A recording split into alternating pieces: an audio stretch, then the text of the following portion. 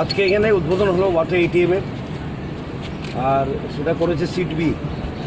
এটা এনজিওর মাধ্যমে, এনজিওর নাম হলো society for alternative thinking and action. আর সিডবিতে আপনারা জানেন অনেক কাজ করছে ওরা।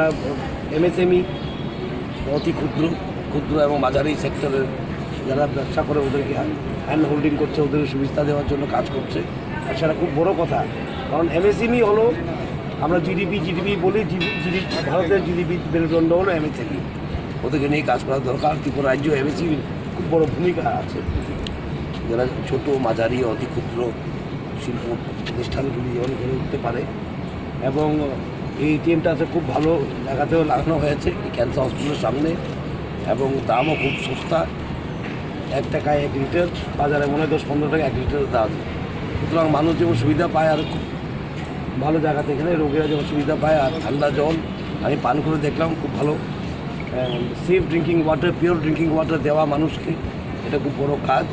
আর জলই জীবন, এবং আজকাল এই কোভিডের দিনে এটা খুব ভালো একটা কী বলবো পদক্ষেপ মানুষের জন্য। আর আমি আশা করবো সিডবি আরও কাজ করে যাবে ত্রিপুরাতে।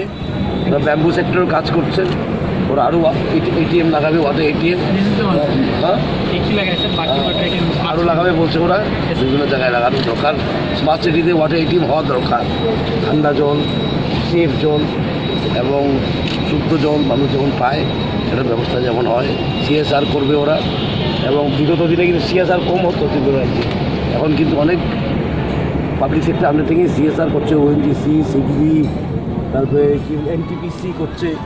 সুতরাং এটা মানুষকে ত্রিপুরা রাজ্যে কাজ করার একটা যেন ইচ্ছা পিএসইউদের হতে প্রকাশ পাচ্ছে। আমরা বিভিন্ন সিএসআর মাধ্যমে ওদেরকে আমি ধন্যবাদ জানাই, অভিনন্দন জানাই, এনজিওকেও সিডবিওকেও। আগামী দিনে আরও ভালো কাজ করবে আশা রাখি।